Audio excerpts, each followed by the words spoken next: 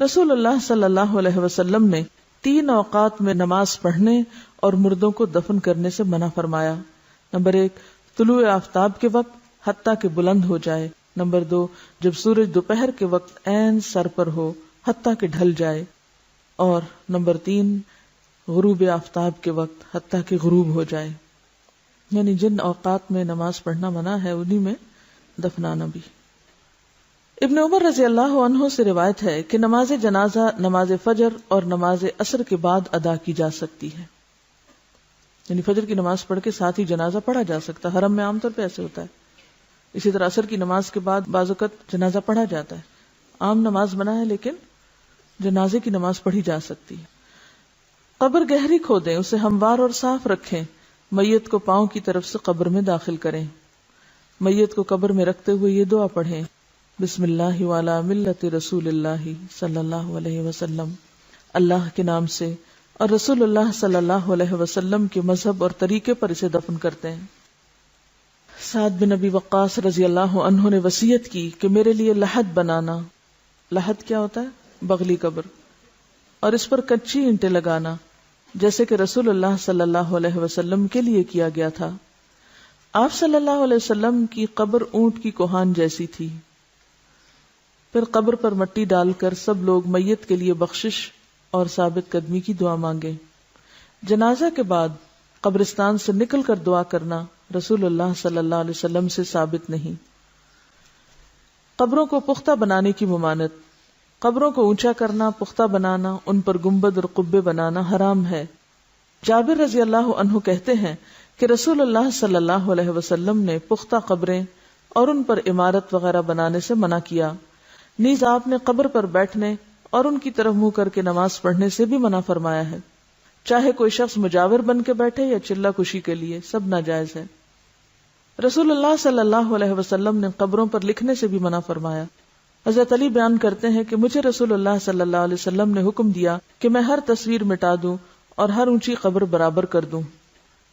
ام حبیبہ اور ام سلمہ نے رسول اللہ صلی اللہ علیہ وسلم سے ایک گرجے کا ذکر کیا کہ اس میں تصویریں لگی تھی, یعنی حبشہ کے علاقے میں جب یہ ہجرت کر کے گئی ہیں, کیونکہ عرب میں تو گرجا نہیں تھا. آپ نے فرمایا جب ان لوگوں کا کوئی نیک شخص مر جاتا تو وہ اس کی قبر پر مسجد بناتے اور وہاں تصویریں بناتے. قیامت کے دن یہ لوگ اللہ کے سامنے بدترین مخلوق ہوں گے. رسول اللہ صلی اللہ علیہ وسلم نے آخری بیماری مرض الموت میں فرمایا, اللہ تعالیٰ یہود و نصارہ پر لعنت کرے جنہوں نے اپنے پیغمبروں کی قبروں کو مسجدیں بنا لیا.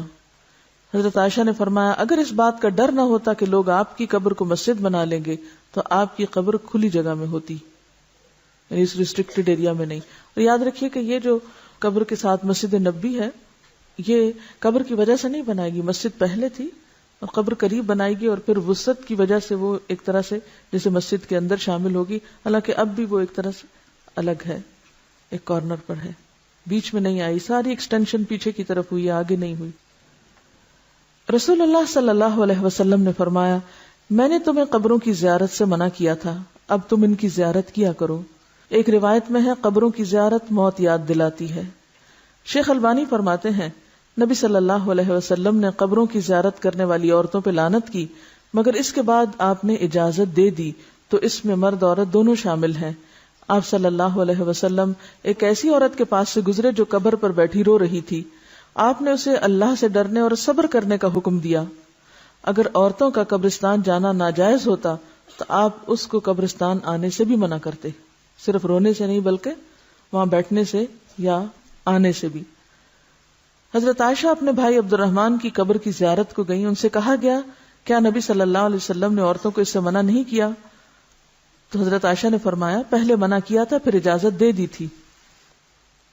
حضرت عائشہ فرماتی ہیں میں نے نبی صلی اللہ علیہ وسلم سے پوچھا جب میں قبرستان میں جاؤں تو کون سی دعا پڑھوں, اور آپ نے دعا سکھائی. تو اس سے کیا پتہ چلتا ہے کہ عورت جا سکتی ہے لیکن کثرت سے جانا منع ہے, ورنہ تو آپ کہتے کہ تم نے جانا ہی کیا ہے وہاں تو کیوں یہ دعا سیکھتی ہوں. حضرت ابو ہریرہ سے روایت ہے کہ رسول اللہ صلی اللہ علیہ وسلم نے کثرت سے قبروں کی زیارت کرنے والی عورتوں پہ لعنت فرمائی ہے.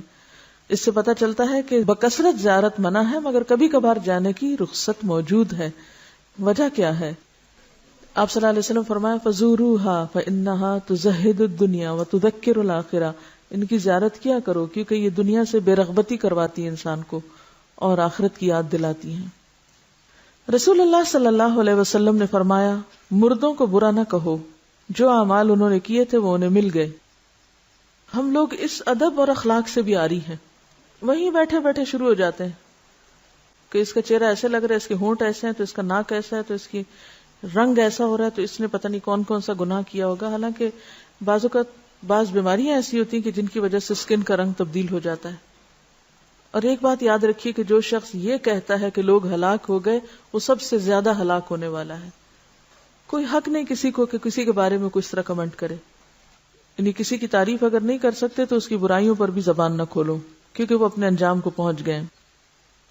زیارت قبور کی دعائیں، جو شخص قبروں کی زیارت کرنے جائے تو وہ یہ دعا پڑھے السلام علی اہل الدیار من المؤمنین والمسلمین ویرحم اللہ المستقدمین منا والمستأخرین وإنا انشاء اللہ بکم للاحقون۔ مومن اور مسلمان گھر والوں پر سلامتی ہو، ہم میں سے آگے جانے والوں اور پیچھے رہنے والوں پر اللہ تعالی رحم فرمائے، اور اگر اللہ نے چاہا تو ہم بھی عنقریب تم سے ملنے والے ہیں۔ مسلم ہی کی ایک روایت میں یہ الفاظ بھی ہیں اسأل اللہ لنا ولکم العافیہ، میں اللہ تعالیٰ سے اپنے اور تمہارے لیے عافیت کی دعا کرتا ہوں۔ آپ نے سوال یہ کیا تھا کہ اگر کوئی شخص کہیں فوت ہو جائے تو اس کو ٹرانسپورٹ کر کے دوسری جگہ لے جایا جا سکتا ہے؟ پسندیدہ تو یہی ہے کہ جہاں کوئی فوت ہو وہیں دفن کرے، کیونکہ زمین تو ساری اللہ کی ہے۔ کیونکہ ظاہر ہے کہ کسی مردے کو ٹرانسپورٹ کرنا آسان کام نہیں، الا یہ کہ کہیں کوئی مسلمانوں کا قبرستان نہیں یا کوئی جگہ نہیں مل رہی تو دوسری جگہ لے جا کے دفن کر دیں، لیکن کتنا خرچ اٹھتا ہے اس پہ۔ مجھے یاد ہے کہ ایک زمانہ تھا کہ جب انگلینڈ میں رہنے والے مسلمان تقریباً سارے مردوں کو پاکستان روانہ کرتے تھے اور اس کے لیے باقاعدہ فنڈ ریزنگ کرتے، چندے اکٹھے کرتے اور ہزاروں پاؤنڈ اس پہ خرچ کرتے تھے۔ میرے خیال میں اگر وہیں پر قبرستان کا انتظام کر لیتے، جب اپنے گھر انہوں نے وہاں بنائے ہوئے ہیں تو مردوں کے لیے پاکستان ہی کیوں، ان کو بھی وہیں چھوڑ دیں۔ اسی پیسے سے اگر ہر کوئی اپنے اس مردے کے نام پہ ایک ایک اسکول اپنے گاؤں میں بنوا دیتا تو کتنے بچوں کی تعلیم کا انتظام ہو جاتا اور اس مردے کے لیے بھی صدقہ جاریہ ہوتا۔ ہم بعض اوقات غیر ضروری جگہوں پر مال خرچ کرتے ہیں، حالانکہ اس سے بہتر مقامات اور مواقع موجود ہوتے ہیں جن پہ اگر تھوڑا سا غیر جذباتی ہو کے سوچا جائے تو بہت فائدہ ہو سکتا ہے۔ جیسے اگر ایک مردے کے اوپر 1000 پاؤنڈ بھی خرچ آئے، مجھے نہیں معلوم آج کل کتنا ٹکٹ ہے مردے کے لیے، کیونکہ وہ ایک سواری کا نہیں، ویسا 2 یا 3 کے برابر ٹکٹ ہوتا ہے، اس کو ویسے بھی وہ لگیج میں ڈال کے بھیجتے ہیں، اندر جہاز میں اوپر تھوڑی رکھتے ہیں۔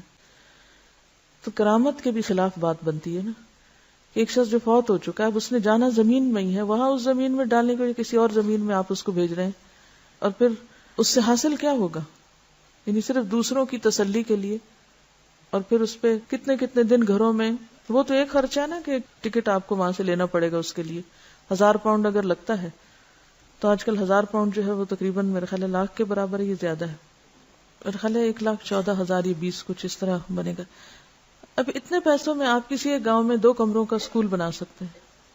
اچھا، پھر انتظار میں جو وقت گزرتا ہے، 8 دن بعد میت آ رہی ہے، 8 دن گھر میں مجلس قائم ہے، سب لوگ کام کاج چھوڑ کے پتہ نہیں کہاں سے اکٹھے ہو رہے ہیں، اور پھر اس پر جو کھانے پینے کا خرچ چلتا ہے، لوگ قرضہ اٹھا اٹھا کے آنے والوں کی خاطرداری کر رہے ہوتے ہیں، وہ سارا اگر ملایا جائے تو اس سے کہیں بہتر کام ہو سکتے ہیں، اور جانے والے کے لیے دعا کر کے صبر کیا جائے، کیونکہ تھوڑے دن ہیں ہمارے بھی، وہیں جا بیٹھیں گے ہم بھی۔ تو جب ہمارے سامنے مقاصد واضح نہیں ہوتے تو پھر ہم اپنے جذبات، اپنی تسلی، اپنے سکون اور اپنی خواہش پوری کرنے کے لیے بلا ضرورت اس طرح کی تکلیف کرتے ہیں۔ اور جب نبی صلی اللہ علیہ وسلم کی واضح حدیث ہے کہ جلدی کرو، دیر نہ کرو، تو پھر کوئی جواز نہیں۔ دیکھیے، ایک شخص وہاں سے آئے گا، آ کے بس صرف شکل دیکھے گا اور روئے دھوئے گا اور خلاص۔ آپ پہلے اتنا عرصہ کہاں تھے؟ آپ کو اس وقت آنا چاہیے تھا جب وہ زندہ تھا، اب تو ایک رسم دنیا نبھانے آ رہے ہیں آپ۔ اور دوسری بات یہ ہے کہ مورچری میں رکھ دیتے ہیں۔ آپ کو کوئی مورچری دیکھنے کا اتفاق ہوا؟ میں نے دیکھی ہے، ایسے ہی جیسے فریزر ہوتے ہیں، کھلتے ہیں اور مردے اس طرح اندر رکھ دیے جاتے ہیں جیسے فریج میں آپ کو چیز رکھ رہے ہیں۔ آپ اپنے لیے پسند کریں گے کہ آپ کو مرنے کے بعد فریز کیا جائے اور آپ کو مرنے کے بعد اٹھا کے کبھی کہیں کبھی کہیں، اور بعض اوقات جب وہاں سے ٹرانسپورٹ کرتے ہیں تو آپ کو پتا ہے کہ وہ سارا کچھ اندر سے نکال لیتے ہیں، سب آنتے وانتے ہر چیز، حتیٰ کہ بعض اوقات برین تک کو بھی، اور صرف وہ کھوکھلی سے وہ ایک چیز ہوتی ہے، ہڈیاں چند جو اتنی دور لائی جاتی ہیں، کس لیے؟ زمین کے کسی بھی حصے میں ہوں گے اٹھا لیے جائیں گے واپس. ایسی چیزوں کو کٹ ڈاؤن کرنا چاہیے ہمیں، اور تھوڑا سا عقل سے کام لینا چاہیے جذبات سے زیادہ.